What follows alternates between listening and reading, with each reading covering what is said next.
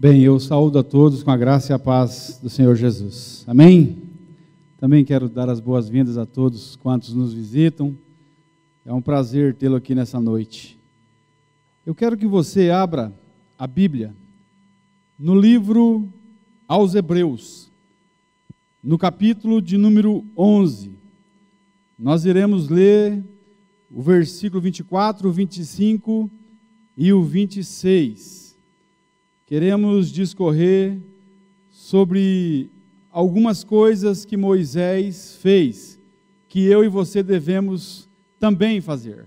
Eu quero colocar um título, um tema nessa mensagem: sigamos o exemplo de Moisés. E você vai ver por que nós devemos seguir o exemplo desse homem de Deus. Diz assim as Sagradas Escrituras. Eu vou ler na Revista e Corrigida. Eu sempre faço a leitura na NVI, que eu gosto muito, mas eu vou usar esse texto na Almeida Revista e Corrigida.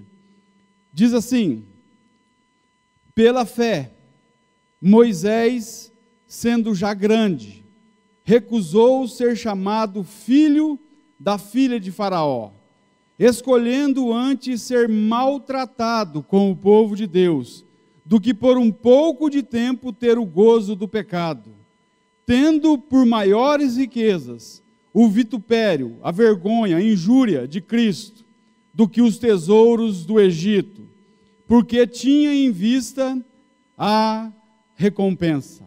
Feche os seus olhos mais uma vez.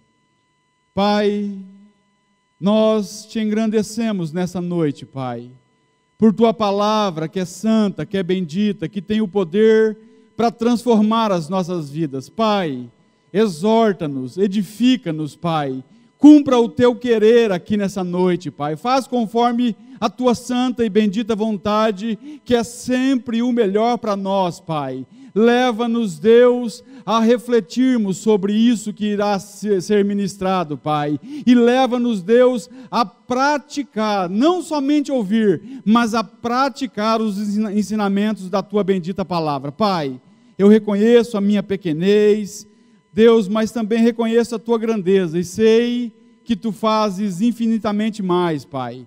Muitas vezes, Pai, nós estamos aqui, Pai, numa posição que achamos que tem destaque, Pai, mas eu reconheço a responsabilidade, Pai, de falar da tua palavra, Deus. Usa-me como instrumento, Deus, como instrumento teu, Pai, em nome do Senhor Jesus. Assim oramos, em nome de Jesus.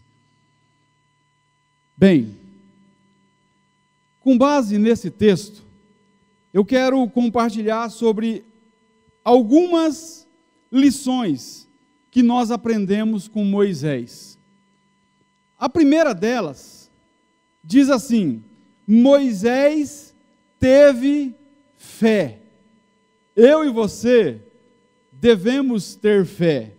Se nós perguntássemos, saíssemos pelas ruas e perguntássemos às pessoas: você tem fé? Eu creio que mais de 90% iria dizer que sim, eu tenho fé. E na verdade, existem muitos tipos de fé, e eu quero falar sobre alguns para você entender. Tem um missionário na Índia, que um dia viu um menininho sentado no meio-fio, chorando, e aproximando daquele menino, ele percebeu que o menino estava todo sujo, maltrapilho, e com certeza estava com fome. Então aquele missionário, vendo uma banca próxima, que vendia alguns biscoitos, foi lá e comprou um pacotão de biscoito para aquele menino, e entregou na mão do menininho que estava chorando. Quando o menino viu o pacote de biscoitos na sua mão, ele correu perante uma vaca, e despejou todo o biscoito para a vaca comer, porque a vaca na Índia é um animal sagrado. Olha só para você ver a fé desse menino, onde estava depositada. Tem muitos que dizem assim: olha, eu tenho fé que algum dia eu vou ser feliz, eu tenho fé que eu vou ganhar na loteria. Essa semana que passou, nós entramos no elevador, mais ou menos em 5 pessoas, e uma mulher estava com um pensamento positivo aguçado, e ela disse assim, de repente ela disse assim: tudo aquilo que você quiser, acontecerá se você acreditar. Tinha um senhor de mais ou menos uns 65 anos, humilde. Aquele homem, ele disse assim: eu duvido. Nós levamos um susto no elevador. E eu disse para ela: nem tudo. E aquela mulher desceu rapidamente, envergonhada, e aquele homem caiu na gargalhada. Não deu tempo de conversar com ele, sabe? Mas ele disse: eu duvido, assim que a mulher disse. Então não é bem assim. Não é conforme você deseja. Ah, se pudéssemos, né? Conforme o Juliano ministrou aqui dias atrás, eu não lembro o dia, que ele diz que tem muitos que creem que Deus é um gênio da lâmpada, né? Que a gente esfrega a lâmpada, sai um gênio e a gente pede o que quiser e aquele gênio então nos responde. Não é bem assim, querido. Então, algumas pessoas, erroneamente, elas acham que ter fé, sabe, é uma espécie de poder mágico, e não tem nada a ver com mágica. Preste atenção, há muitos que se vangloriam de ter muita fé. Eu estava próximo de uma pessoa íntima, sozinho, e essa pessoa, ela disse: eu tenho muita fé, com a boca cheia.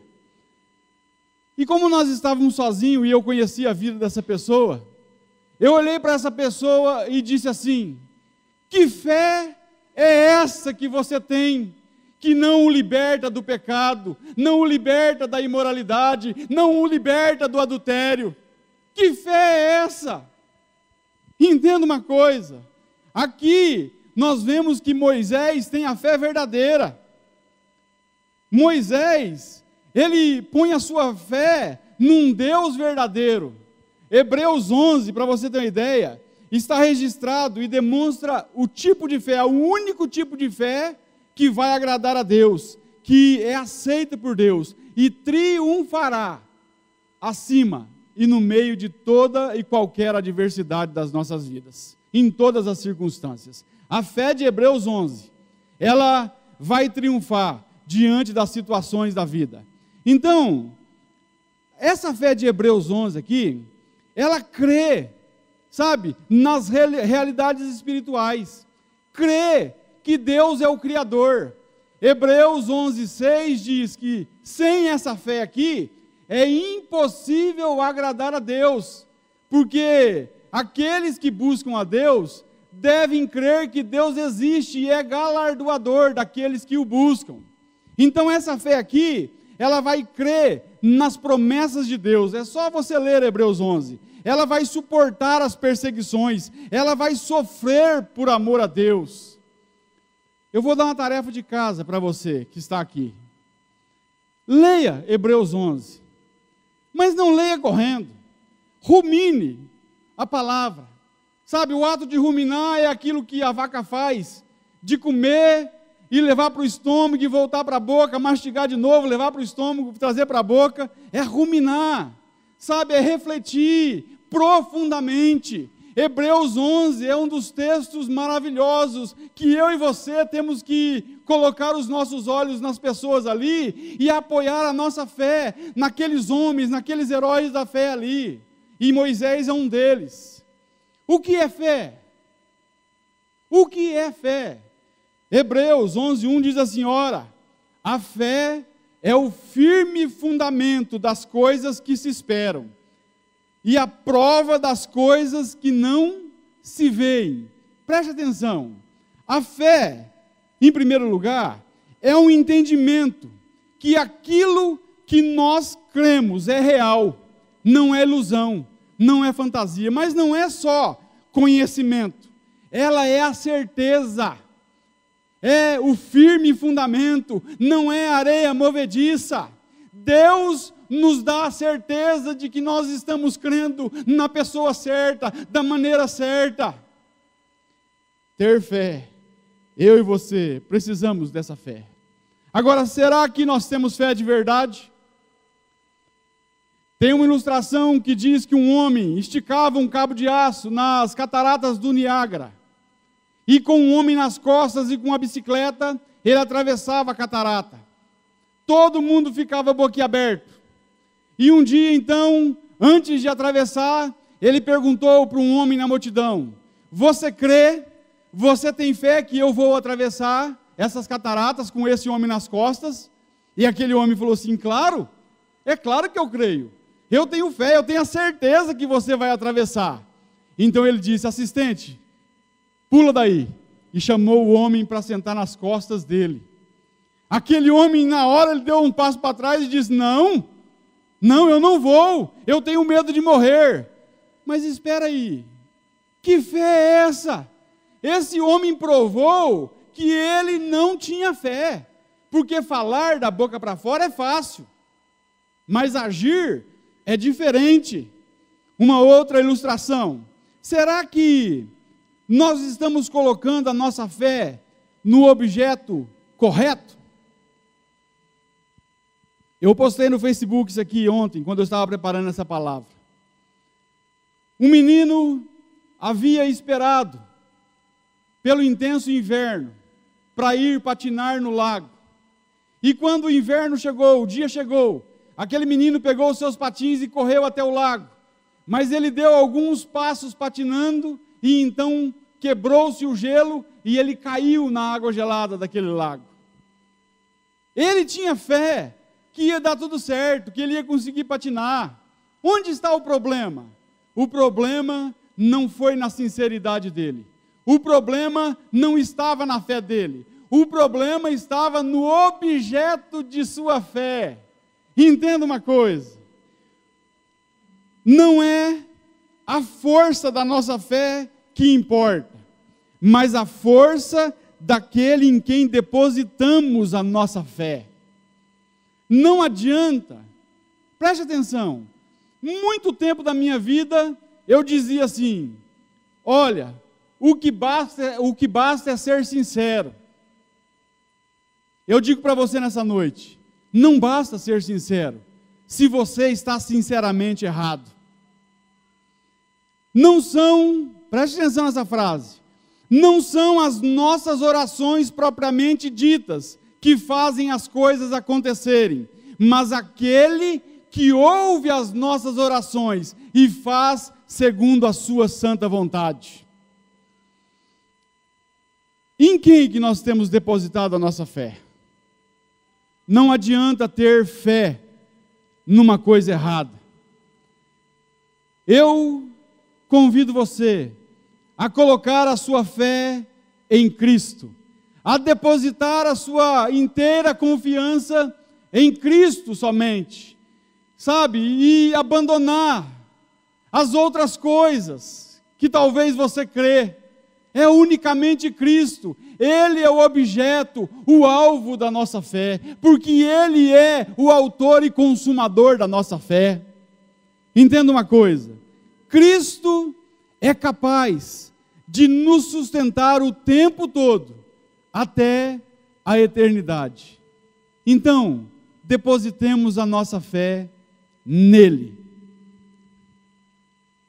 O termo fé vem do hebraico emuná, que quer dizer crer e obedecer. Preste atenção nisso.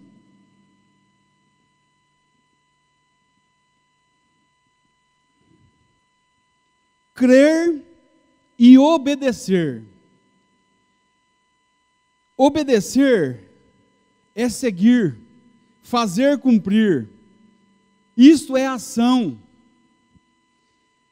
É por isso que Tiago, em Tiago 2, ele diz que a fé sem obras é morta. Entenda uma coisa: Paulo, o apóstolo, e Tiago, o apóstolo, eles não se contradizem na questão de fé. Porque Paulo, em Efésios 2, ele diz que nós somos salvos pela fé. Tiago vem dizer que a fé sem obras é morta. Mas para aí, será que eles estão se contradizendo? Não. Porque as obras não é a causa da nossa salvação. Nós somos salvos pela graça, pela fé em Cristo Jesus. Mas as obras são as consequências da nossa fé. Por isso que Tiago diz: se você diz que é um cristão e você não pratica boas obras, é mentira o que você está dizendo. Ele não está contrastando, não está dizendo que Paulo estava errado. Ele está afirmando o que o Paulo disse em Efésios 2. Então, a fé sem obras é morta. Nós precisamos agir. Fé, olha só, fé é crer sem ver. É o que Jesus disse para Tomé. Você creu porque você viu. Bem-aventurado, felizes os que creem e não viram, que somos nós. Quem aqui viu Jesus? Quem aqui viu o furo na mão de Jesus? Ninguém. Mas por que nós cremos? Nós cremos naquilo que nós não vemos. Nós não andamos por vista, e sim por fé. 2 Coríntios, capítulo 5, versículo 7, diz assim: não atentando nós nas coisas que se veem, porque elas são passageiras, mas atentando para as coisas que não se veem, porque elas são eternas. O que mais que fé? Fé é obedecer, mesmo sem entender. Meu Deus, isso aqui é complicado, hein? Quem que crê? Sabe, quem que obedece sem entender? Nós somos muitas vezes razão. Nós queremos saber o porquê. Se alguém diz alguma coisa para nós, a gente quer saber o fundamento da questão para poder fazer. Mas fé é você crer, é você obedecer, muitas vezes sem entender. Me dá um exemplo, Paulo, na Bíblia. Abraão. Deus chega em Abraão e diz: Abraão, sai da tua parentela e vá para um lugar que eu te mostrarei. Abraão entendia o que Deus estava dizendo? Não. O que ele fez? Obedeceu. Por quê? Porque o lugar não importa muito. Quando você está com aquele que é soberano, que toma conta da sua vida. Ele não sabia para onde ia, mas sabia quem estava indo com ele. Abraão e Isaque. Deus diz: pega o teu filho e sacrifica o teu filho, mata o teu filho. Será que nós teríamos feito o que Abraão fez? Ele obedeceu. E o que eu acho tremendo é a fé desse homem. Não é à toa que ele é chamado o pai da fé. Porque quando ele está caminhando com Isaque para sacrificar, junto com os seus servos, lá em Gênesis 22, versículo 5, está escrito assim que Abraão pede para os seus servos tomarem conta do jumento. Preste atenção nisso. E diz assim: eu e Isaque, nós subiremos ao monte, adoraremos a Deus e voltaremos. Para aí, meu irmão. Deus mandou matar Isaque. Como que o cara diz que ele e Isaque iriam adorar a Deus e depois os dois iriam voltar? Olha a fé desse homem. Ele tinha plena convicção de que Deus traria Isaque novamente à vida, se ele o matasse. Fé, meu irmão, isso é fé, é obedecer mesmo sem entender. O que mais? Fé é perseverar mesmo sem sentir. Muitas vezes nós vivemos de sentimento. Não é sentir, querido. Nós não baseamos a nossa fé em sentimentos. Eu não senti Deus. Amém, quando nós sentimos. Não tem problema em sentir Deus. Não tem problema em sentir o Espírito Santo de Deus. Não tem problema algum em sentir a presença de Deus. Mas nós vivemos por fé e não por sentimentos. Mesmo que você não sinta a presença de Deus, mesmo que eu não sinta a presença de Deus, eu creio que Ele está comigo, porque Ele disse: eis que estou convosco todos os dias, até a consumação dos séculos. E Ele está aí perto de você, mesmo que você não sinta. Eu olho para Jairo. Quando os servos de Jairo chegam até ele e dizem: Jairo, para de incomodar o mestre, a tua filha morreu. Jesus olha para ele e diz: não temas, crês somente. E a Bíblia diz que Jairo continuou caminhando com Jesus até a sua casa. Meu irmão, isso é crer sem sentir. Aqui em Hebreus 11, os homens foram cerrados pelo meio, foram abandonados, tiveram suas vidas ceifadas, homens a qual o mundo não era digno de suas vidas. Eles sentiram dor, sentiram fome, sentiram escárnio. É fé. Eu e você devemos ter fé. E a fé, Romanos 10:17 diz: a fé vem pelo ouvir, e o ouvir pela palavra de Deus. Então, ouça e creia. Primeira lição que eu aprendo aqui com Moisés: nós devemos ter fé, precisamos ter fé. A segunda lição que eu quero destacar aqui no texto: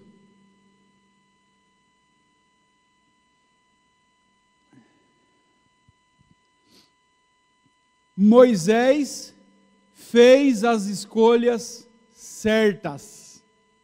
Olha só o texto. Moisés recusou ser chamado filho da filha de Faraó, escolhendo antes ser maltratado com o povo de Deus, do que por um pouco de tempo ter o gozo do pecado. Moisés recusou. Moisés fez escolhas certas. Moisés era o príncipe do Egito. Moisés viveu 40 anos no palácio. Moisés, ele teve em sua vida grandes lições.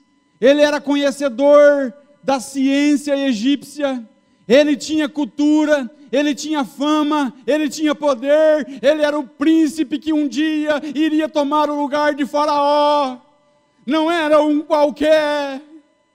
E esse homem, ele ali, mesmo com tudo isso, ele não era feliz.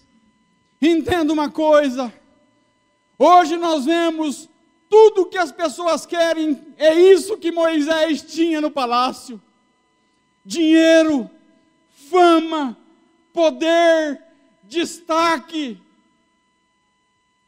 Muitos estão buscando tão somente isso. Mas Moisés, ele não era feliz mesmo assim. Olha só, ele recusou ser chamado filho da filha de Faraó. Por quê? Porque isso o levava para o pecado. Moisés, ele fez as escolhas certas. Que eu e você, nós possamos fazer escolhas certas. Preste atenção nisso que eu vou dizer. Olha só, vou pegar alguns personagens da Bíblia para você entender o que é escolha certa e o que é escolha errada, rapidamente. Abel e Caim, ambos filhos de Adão. Abel escolhe Deus, Caim escolhe matar Abel. Davi e Saul, dois reis de Israel.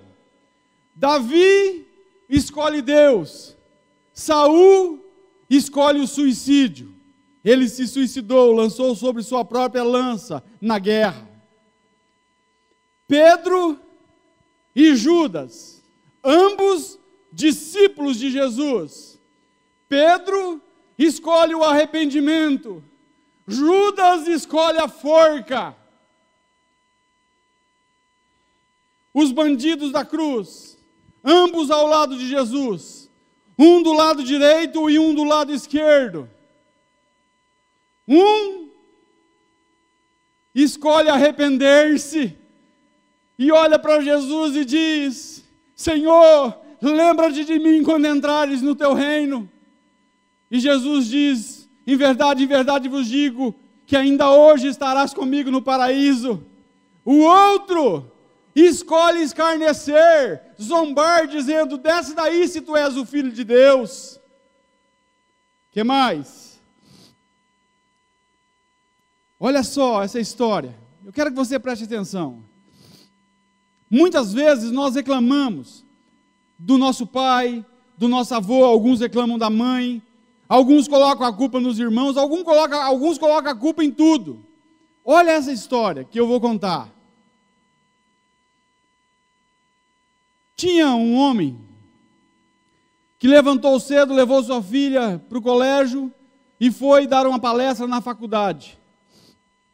Quando ele terminou a palestra, um jovem correu até ele e disse: rapaz, qual é o segredo da tua vida? Qual é o segredo daquilo que você faz? Porque você é um homem bem-sucedido, um grande empresário, alguém que influencia. Qual que é o segredo da tua história? E aquele homem disse: olha, eu nasci num lar onde meu pai era alcoólatra. O meu pai batia na minha mãe, batia em mim, batia nos meus irmãos. Um dia minha mãe ficou vitimada de câncer, então ela acabou morrendo. Eu saí da minha casa muito cedo, resolvi sair e nunca ser igual ao meu pai. Corri para os braços de Cristo, Ele transformou a minha vida, comecei a estudar, me formei, me tornei um empresário, um professor universitário, porque eu tomei um rumo diferente daquilo que meu pai era. Do outro lado do mundo, um homem está num bar jogando, tem uma briga no bar, aquele homem, as pessoas dão uma estacada de sinuca nele e o jogam para fora do bar, e ele cai lá na sarjeta, e quando ele senta no meio-fio, chorando, um de seus amigos de bar chega perto dele, senta perto dele e diz: rapaz, qual é o segredo da sua derrota? Como você pode ser um cara desse jeito, derrotado? E aquele homem diz, olhando para o seu amigo de bar: eu nasci num lar onde meu pai era alcoólatra, o meu pai batia muito na minha mãe, batia em mim e no meu irmão. Então um dia minha mãe foi vitimada de câncer, então eu saí de casa junto com meu outro irmão, e a minha vida foi de mal a pior por causa da vida do meu pai. Eu tomei o exemplo do meu pai e virei um alcoólatra, um jogador, e estou aqui nesse buraco hoje. E ele disse: eu acho que o meu irmão está da mesma maneira que eu estou. Dois irmãos, com a mesma história, dentro de um mesmo lar, tomando rumo diferente. Faça as escolhas certas. Não importa quem foi o seu pai. Não importa o tanto que o seu pai errou. Não importa como foi a tua história pregressa. Existe um Deus que muda histórias. Existe um Deus que pega fracassados e faz dele mais do que vencedores. Existe um Deus bendito que a cada dia quer nos arrancar do buraco e nos trazer para a sua maravilhosa luz. Escolha certo. Escolha o fruto do Espírito, de Gálatas 5:22. Juliano ministrou aqui quarta-feira passada. Não escolha as obras das trevas, as obras da carne, melhor dizendo, de Gálatas 5:19. Escolha a vida. e não a morte. Tem uma música, eu não gosto muito, talvez, do personagem chamado Thales Roberto, mas tem algumas músicas dele que eu gosto. E uma das músicas dele que eu gosto é justamente essa aqui, ó, Eu Escolho Deus. Quando ele diz que todo dia o pecado vem, todo dia vem as tentações, todos os dias vem as propostas, mas eu escolho Deus, eu escolho Deus, eu escolho Cristo todo dia. Já morri para a minha vida e agora eu vivo a vida de Deus. Escolha Deus, querido. Faça isso e você será bem-sucedido, assim como eu preciso também. Terceira e última lição. Moisés soube valorizar, preste atenção nisso, Moisés soube valorizar o que realmente precisa ser valorizado, as coisas eternas, a recompensa vindoura. Isso é lindo. Olha só o que Moisés, saiu da boca de Moisés, ficou registrado nas Escrituras. Tendo por maiores riquezas o vitupério, a injúria, a vergonha da cruz, sabe, a vergonha de Cristo, do que os tesouros do Egito, porque tinha em vista a recompensa. Que lugar Deus tem ocupado nas nossas vidas? Será que realmente damos importância para Deus? Será que realmente buscamos Deus em primeiro lugar? Muitos estão invertendo os valores, estão buscando mais coisas do que o Criador de todas as coisas. Muitos estão a cada dia buscando as riquezas desse mundo, os tesouros desse mundo. Entenda uma coisa: ter dinheiro não é pecado, desde que o dinheiro seja o teu servo. Mas a partir do momento que o dinheiro torna-se senhor da sua vida, Deus Mamon comanda a sua vida. O amor ao dinheiro, não é o dinheiro que é a raiz de todos os males, é o amor a Ele que é a raiz de todos os males. Então, se você possui Cristo como a sua maior riqueza, se você está no fundamento chamado Cristo, não tem problema você ter dinheiro. Não pense que é errado ser rico. Não, é errado ter dinheiro. O problema é não ter Cristo como maior riqueza. Aí sim é problema. Um dia, o meu irmão voltou do Japão. Ele ficou 4 anos e meio no Japão. Ganhou muito dinheiro. Comprou carretas, comprou sítios, comprou um monte de coisa, ganhou muito dinheiro. E eu não tinha visto ele ainda. Então me disseram que ele estava no bar do meu irmão Miguel. Meu irmão Miguel tinha um bar. Então eu fui até lá. Quando eu desci do carro, eu tinha um Fusca, eu acho, Fusca branco. Quando eu desci do Fusquinha, lá dentro, quando eu fui chegando na porta do bar, o meu irmão Cid, que foi para o Japão e ganhou muito dinheiro, disse assim, estava cheio o bar. Ele estava pagando pinga para todo mundo, o bar estava assim. Ele disse assim, aí vem o irmão mais rico da família. Olha só, olhando literalmente e materialmente, ele estava zombando de mim, porque eu não tinha dinheiro. Mas quando eu cheguei perto das pessoas que estavam ali, eu dei um abraço nele, e eu disse assim, eu concordo com a tua afirmação, e eu vou dizer por quê, e parei todo mundo. Ontem, eu tinha assistido o filme num dia anterior, eu disse assim, ontem eu assisti um filme de João na ilha de Patmos, e eu vou responder o teu questionamento com as cenas desse filme, e você verá por que eu sou o irmão mais rico da família. João é levado perante o imperador Domiciano.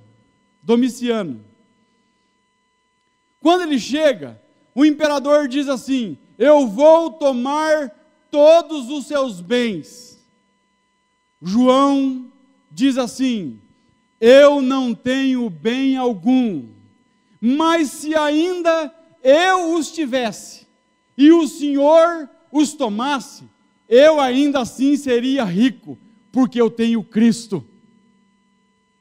Então o imperador Domiciano disse: eu vou então te prender e vou te levar para a ilha de Patmos e você ficará prisioneiro o resto da sua vida. João levanta as correntes de suas mãos e ele diz assim: cadeias não conseguem prender a quem Cristo libertou. E o imperador bravo então diz assim: então eu vou te matar. Aí ele diz: então eu estarei com Cristo, que é a verdadeira vida. Cristo é a maior riqueza que nós podemos ter, meu irmão. Não despreze a salvação de Deus. Não despreze a presença do Senhor na sua vida. Não despreze os momentos em que Deus fala contigo. Quantas vezes nós gastamos tantos momentos conversando com as pessoas e não gastamos tempo na presença de Deus, falando com Deus? É só olhar para o Facebook, para o Zap, Twitter, tantas coisas. Você vai ver. Será que Deus tem que criar um Facebook, um Zap, um WhatsApp para falar com a gente? Meu irmão, valorize isso. Quantas vezes nós ficamos tanto tempo perto da internet, perto da televisão, recebendo informações, alimento que muitas vezes é prejudicial à nossa saúde espiritual. Mas não vamos para as Escrituras meditar, buscar Deus nas Escrituras, que nos traz saúde espiritual, que edifica as nossas vidas, que enche a nossa alma de alegria, e que muda e transforma o nosso ser a cada dia. Moisés valorizou as coisas eternas. O que nós temos valorizado? Quantas vezes nós colocamos a melhor roupa para ir para uma festa, para agradar pessoas, mas muitas vezes, espiritualmente falando, nós estamos nus na presença de Deus. Precisamos ter as nossas vestes lavadas pelo poder que há no sangue de Jesus. Precisamos valorizar as coisas eternas. Um sábio disse a um discípulo, certa vez: dentro de nós habita dois cães, um feroz e um dócil, manso. E aquele discípulo disse: qual dos dois prevalecerá? E o sábio disse: a quem alimentarmos. O que você tem comido? O que você tem bebido?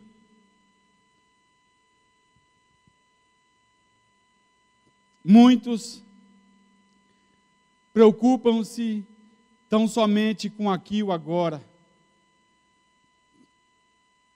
Esquecem da eternidade. Não pensam em eternidade. Lembram de eternidade somente quando tem um caixão perto.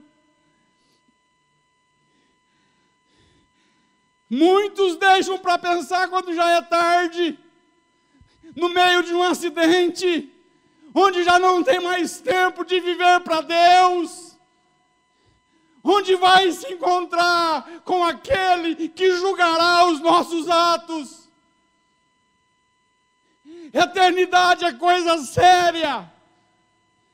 Entenda isso, não é brincadeira. Nós não brincamos de cristianismo. Nós não brincamos de pregar a palavra.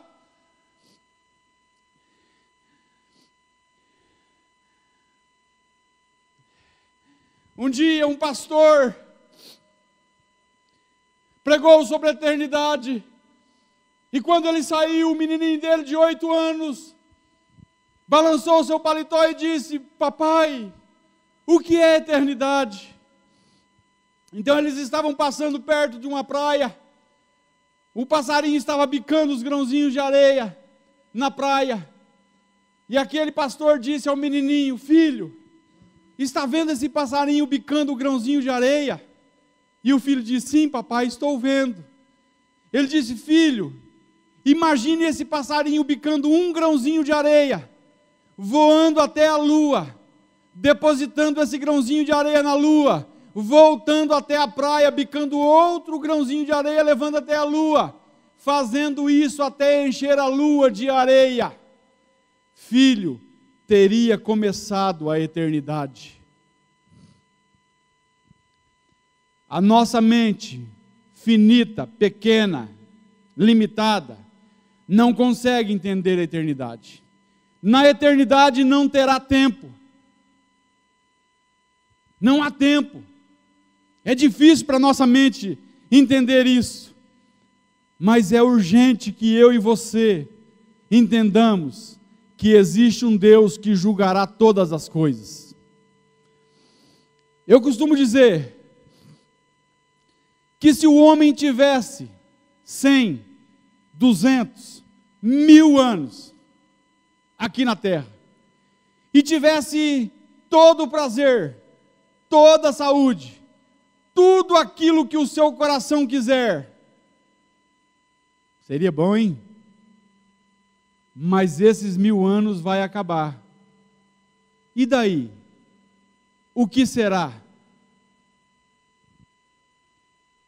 O que será? Que eu e você possamos refletir nisso.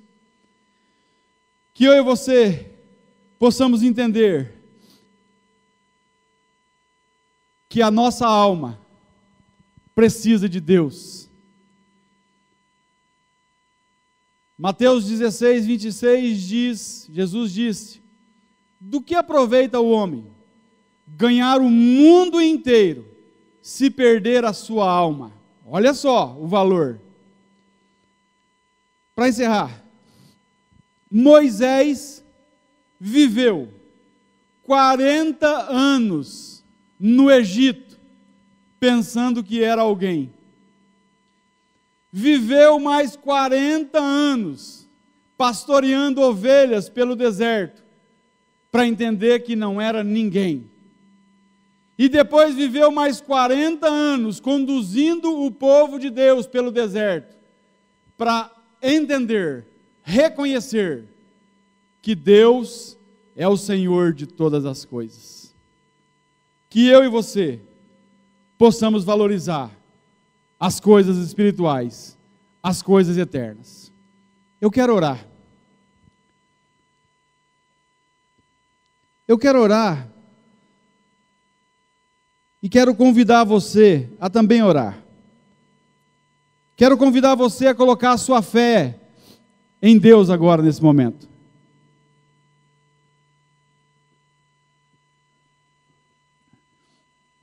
Feche os seus olhos.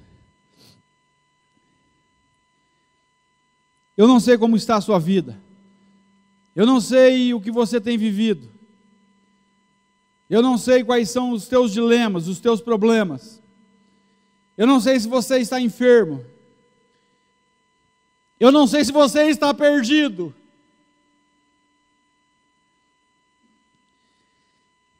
Mas eu sei que Deus pode sarar você.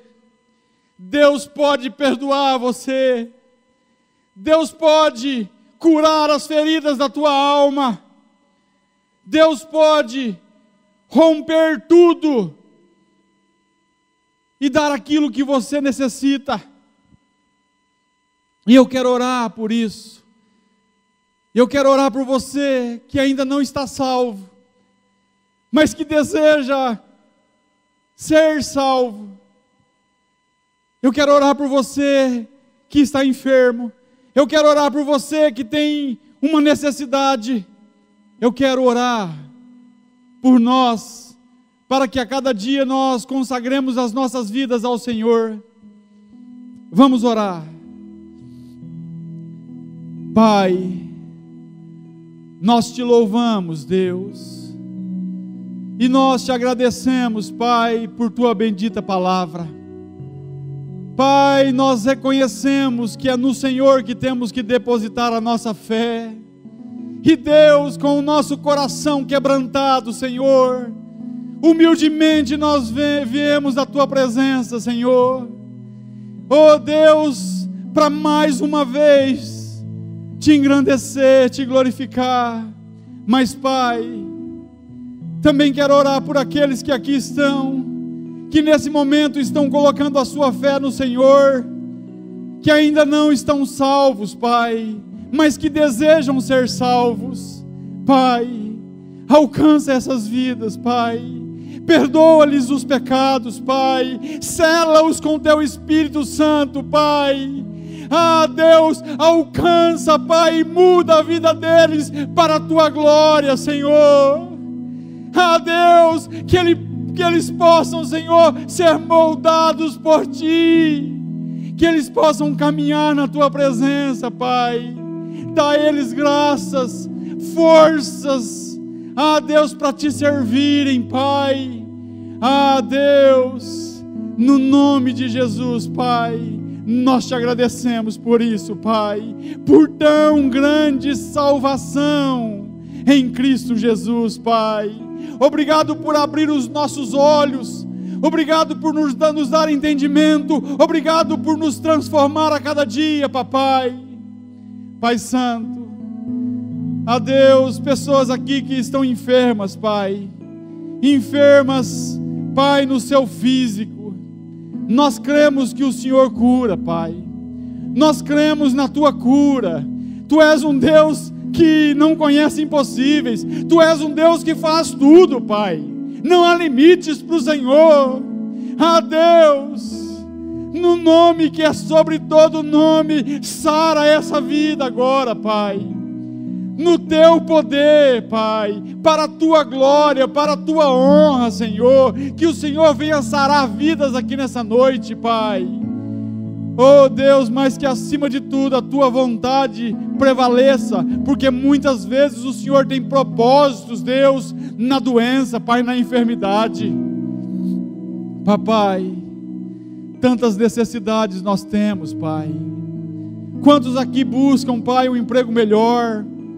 Ah, Deus, quantas pessoas aqui, Pai, buscam algum caso que está na justiça? Pai, quantas pessoas aqui, Pai, estão andando, Pai, de um lugar para o outro, Pai, sem paz, sem alegria, Pai, estão sofrendo, Pai. No nome de Jesus, Pai, segundo a necessidade que há aqui, Pai, e segundo a Tua bendita vontade, oh Deus, que o Senhor venha, Pai, de encontro, Pai, com as nossas necessidades, Pai. Pai Santo, nós tributamos ao Senhor toda a honra e toda a glória, Pai. E Deus, nós dizemos ao Senhor que a nossa grande e maior necessidade é do Senhor mesmo, Pai. É a Tua presença nas nossas vidas. Oh Jesus, Tu és o nosso maior tesouro. Tu és, Senhor, a nossa maior riqueza. Ah, Deus, muitas vezes não vale a pena viver uma vida mesquinha, Pai, pautada nas coisas materiais, Deus, se a nossa alma não for invadida por Tua presença, Senhor. Ajuda-nos a Te servir, a Te buscar mais, Senhor. Que nós consagremos as nossas vidas ao Senhor. Que, Senhor, que passemos a valorizar mais as coisas do alto, Pai, olhando para as coisas que são de cima, Senhor. Porque, Deus, a vida é maravilhosa na Tua presença. O Senhor tem nos feito bem. O Senhor é o nosso refúgio, a nossa fortaleza, o nosso bem maior, Senhor. Obrigado pela riqueza da Tua salvação. Obrigado, Senhor, pela fé que o Senhor nos deu. A fé que uma vez foi dada aos santos. Ah, papai. Obrigado, Senhor, pela maravilha que é ver o Teu reino, Pai. Compreender as Tuas grandezas, Senhor. Ah, Deus, que o Senhor continue abrindo os nossos olhos, nos direcionando, Senhor, nos levando a fazer as escolhas certas, as escolhas que trazem vida, Pai, e que não trazem morte, Papai. Ajuda-nos a abandonar, Pai, a recusar todo dia o pecado, Pai, a escolher o Senhor, porque o Senhor nos escolheu primeiro, Pai. Obrigado, Pai, por Tua vida em nós. Obrigado pela fé. Obrigado, Senhor, pelas escolhas. Obrigado, Senhor, por valorizarmos o Teu reino, Pai. Que o Senhor, Deus, seja conosco sempre, Pai. E o Senhor é conosco. Porque o Senhor, a cada dia, Pai, nos mostra em Sua palavra que o Senhor está conosco. Papai, obrigado pelo privilégio de poder Te amar, de poder Te adorar. Oh Deus, obrigado por cada um aqui, Senhor, por cada vida que está aqui. Que o Senhor continue o Teu trabalhar em nós, o Teu moldar. Ah, Deus, porque é muito bom, papai, ser transformado pelo Senhor. E nas nossas fraquezas, nas nossas limitações, nos dá forças, Pai. Leva-nos ao arrependimento, Pai. Leva-nos, Deus, a entender que não está em nós, Pai, mas está a cada dia, Pai, em estarmos fixos, Pai, no Senhor, grudados no Senhor, segurando o Senhor, porque é o Senhor quem nos segura, Pai, no nome santo de Jesus.